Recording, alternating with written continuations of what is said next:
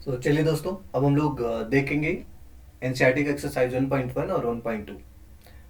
पहला क्वेश्चन क्या है? Express each number as product of its prime factor. जैसे 140 है तो आपको 140 को प्राइम फैक्टर के फॉर्म में क्या लिख सकते हैं? 140 इक्वल टू 2 से कैंसिल करेंगे 70 आएगा, फिर 2 से कैंसिल करेंगे 35 आएगा। मतलब दो टू दो बार आएगा तो 2 स्क्वायर, फिर 35 में एक तो 5 आ गया और एक 7 आएगा।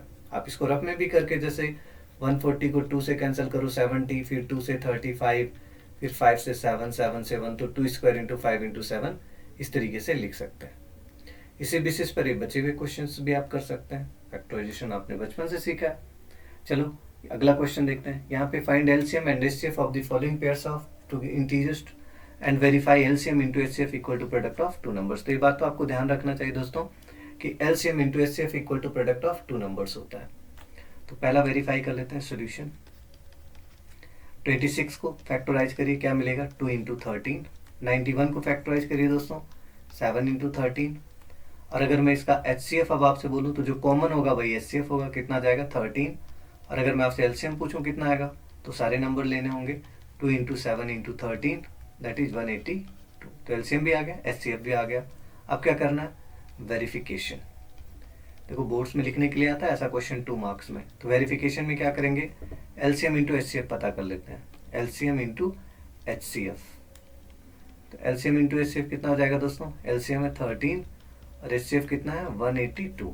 तो 13 का 182 में मल्टीप्लाई करेंगे 2366 आ जाएगा। कर लेना मल्टीप्लाई। और प्रोडक्ट ऑफ टू नंबर्स क्या आ जाएगा दोस्तों? Product of two numbers equal to कितना आ जाएगा? तो आप बोलेंगे एक नंबर आपके पास 26, दूसरा 91, मल्टीप्लाई करो, ये भी आ जाएगा 2366। Therefore LCM into HCF equal to product of two numbers. Product of two numbers hence verified. ठीक है दोस्तों, अभी हमने वेरीफाई कर दिया। बस इस तरीके से लिखना बोर्ड्स में। आगे बढ़ते हैं। ये क्वेश्चन देखिए, क्या कह रहे हैं यहाँ पे? एलसीएम और एचसीएफ पता करना है इन सभी नंबर्स का। तो क्या करना होगा आपको? आसान बात है, फैक्टराइजेशन कर लीजिए। फैक्टराइजेशन मेथड से बोला भी है। तो 12 को क्या लिख सकते हैं आप लोग? 2 स्क्वायर इंटू 3। 15 को कितना लिख सकते हैं? 3 इंटू 5। और 21 को 3 इंटू 7। अब अगर एचसीएफ आपसे पूछा जाए कितना होगा, तो एचसीएफ मतलब जो सब में कॉमन हो तो सिर्फ 3 है, तो एचसीएफ 3 हो जाएगा। एलसीएम क्या होगा? सारे नंबर्स जो भी आए हुए हैं मैक्सिमम पावर के साथ 3 इंटू 5 इंटू 7 मल्टीप्लाई करेंगे 420। ऐसे बचे हुए दोनों क्वेश्चंस कर लेना दोस्तों। और नेक्स्ट क्वेश्चन देखते हैं। कह रहा यहाँ पे दो नंबर्स 306 और 657 का एचसीएफ 9 है, तो एलसीएम पता करना है। अभी क्या फॉर्मूला आपने पढ़ा? HCF into LCM equal to product of two numbers. Okay, तो एलसीएम कितना नहीं पता हमें, एचसीएफ 9 है, तो 9 into LCM equal to first number है 306 और सेकेंड नंबर कितना? 657। तो यहाँ से एलसीएम इक्वल टू क्या आ जाएगा? 306 इंटू 657 अपॉन 9। 9 से इसको कैंसिल कीजिए 34। अब 34 का 6 से 57 में अगर हम मल्टीप्लाई करें तो हमें क्या मिल जाएगा? 22838।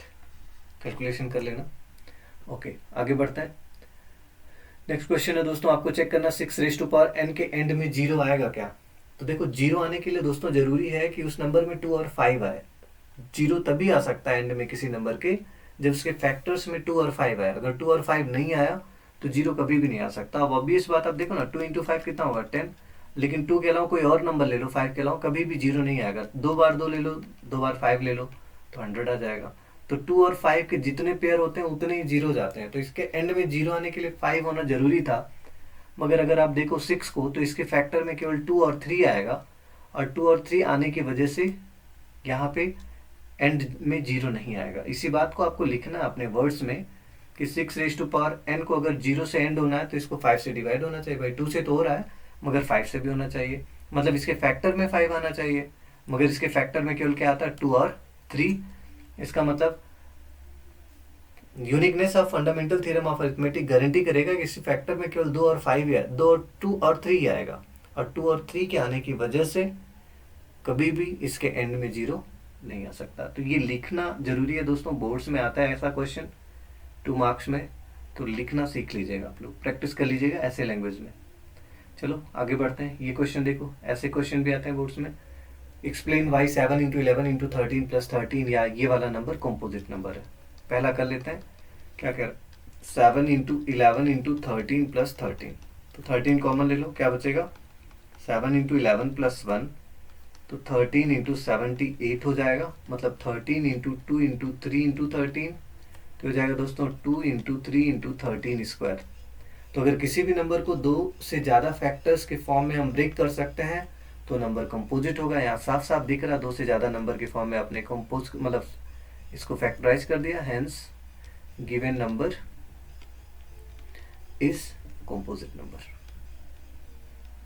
ठीक है दोस्तों, ऐसे ये वाला पोर्शन भी कर लेना, 5 कॉमन लेके सॉल्व कर लोगे। ओके चलो ये क्वेश्चन देखो क्या करा। There is a circular path around a sports field.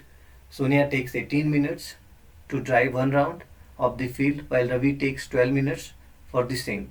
Suppose they both start at the same point and same time and go in same direction. After how many minutes they will meet again? तो जब भी meeting point आए दोस्तों, meeting point, तो meeting point के लिए हमेशा हम पता करेंगे क्या, LCM। ओके तो required time equal to LCM of 18 and 12।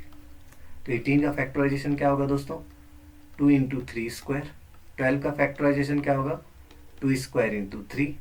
तो एलसीएम के लिए क्या करेंगे, मैक्सिमम पावर लेंगे, इसमें मैक्सिमम पावर 2 का 2 स्क्वायर है, 3 का मैक्सिमम पावर 3 स्क्वायर है, मल्टीप्लाई करो 36 आ जाएगा। Hence after 36 minute they will meet again, they will meet again. Okay दोस्तों, तो एक्सरसाइज 1.1 के बेसिक से क्वेश्चंस थे और ऐसे ही बोर्ड्स में क्वेश्चन आते भी हैं। अगला देखो, अब आपको इरेशनल प्रूफ करना होगा। इरेशनल नंबर्स क्या होते हैं वो तो हमने 9th में सीख लिया है कि जिसको पी बाई क्यू के फॉर्म में रिप्रेजेंट नहीं किया जा सकता, जहाँ पे क्यू 0 नहीं होता था और इसका जो एक्सपेंशन होता था वो नॉन टर्मिनेटिंग भी होता था और नॉन रिपीटिंग भी होता था। मगर यहाँ पे तो प्रूफ करना, तो ये बोर्ड्स में लिखना कैसे है ये सीख लीजिए आप लोग। √5 को अगर आपको इरेशनल प्रूफ करना है तो आप सबसे पहले कंट्राडिक्शन मेथड अप्लाई करेंगे। क्या मान लेंगे एक बार कि √5 रेशनल है, और दोस्तों अगर √5 रेशनल है तो क्या आप इसको p बाई क्यू के फॉर्म में लिख सकते हैं। Obviously you can write it in the form of p by Q. यहाँ पे p और q क्या होंगे, को प्राइम इंटीजर होंगे, दोनों तरफ स्क्वायरिंग कर लीजिए, तो 5 equal to P square upon Q square. यहाँ से p स्क्वायर का वैल्यू कितना आ जाएगा, 5q स्क्वायर। तो हम यहाँ से कह सकते हैं अगर P square equal to 5 into something है तो पी स्क्वायर 5 से डिवाइड होगा, इस वजह से p भी 5 से डिवाइड होगा। और अगर p से 5 से डिवाइड है तो p को 5 इंटू समथिंग मान लेते हैं, तो यहाँ पे वैल्यू पुट करिए p की 5 इंटू समथिंग, तो यहाँ से क्या आ जाएगा 5m का whole square equal to 5q square. This implies that q square equal to 5m square. अब इस बेसिस पर आप ये कह सकते हैं कि q स्क्वायर भी 5 से डिवाइड है, इस वजह से q 5 से डिवाइड होगा। आप एक बार बोल रहे हैं कि p 5 से डिवाइड है, एक बार q 5 से डिवाइड है, मतलब इनमें कॉमन फैक्टर 5 आ गया, जबकि स्टार्ट में आपने माना था p और q को प्राइम है। भाई को प्राइम का यही मतलब होता है कि कॉमन ना हो, मगर कॉमन आ गया तो हमारा अजम्पशन कंट्रडिक्ट हो गया, और अगर अजम्पशन कंट्रडिक्ट हो गया मतलब अजम्पशन क्या हो गया, रॉन्ग हो गया। इस वजह से √5 कैसा नंबर होगा, इरेशनल। अगला देखिए, यहाँ पे आपको प्रूफ करना 3 + 2 √5 इरेशनल है, तो हम कॉन्ट्रडिक्शन मेथड से सबसे पहले मान लेंगे कि रेशनल है, और अगर इरेशनल है तो इसको p बाई क्यू के फॉर्म में रिप्रेजेंट कर सकते हैं दोस्तों, where p and q are coprime integers. Okay, अगर दोस्तों ये को प्राइम इंटीजर्स हैं तो इनमें कुछ कॉमन नहीं होगा, इसका ये मतलब है। यहाँ से सोल्व किया, √5 की value p - 3q upon 2q आ गया। तो आप जानते हैं p और q अगर इंटीजर हैं तो न्यूमरेटर भी इंटीजर, डिनोमिनेटर भी इंटीजर, तो ये रेशनल बन जाएगा। अगर RHS रेशनल है तो LHS को भी रेशनल होगा, मगर LHS तो रेशनल हो नहीं सकता क्योंकि फैक्ट हमको पता है √5 कैसा नंबर है, इरेशनल। इस वजह से हमारा अजम्पशन रॉन्ग हो जाएगा, और 3 + 2 √5 कैसा नंबर होगा, इरेशनल। चलिए ये लास्ट क्वेश्चन देखिए एनसीईआरटी का, इसमें से सेकंड क्वेश्चन कर लेते हैं, बचे हुए दोनों क्वेश्चन कर लेना आप लोग। हम मान लेते हैं कि 7 √5 रेशनल है, तो 7√5 equal to P by Q होगा, जहाँ पे P और Q कैसे इंटीजर्स होंगे, को प्राइम, तो √5 equal to P upon 7Q आ जाएगा। यहाँ पे P और Q अगर इंटीजर है तो RHS क्या होगा, रेशनल, इस वजह से LHS को भी रेशनल होना पड़ेगा, मगर √5 तो फैक्ट है कि इरेशनल होता है, तो ये हमारा अजम्पशन कंट्रडिक्ट कर रहा है, इस वजह से हमारा अजम्पशन रॉन्ग हो जाएगा और 7√5 कैसा नंबर हो जाएगा, इरेशनल। ओके।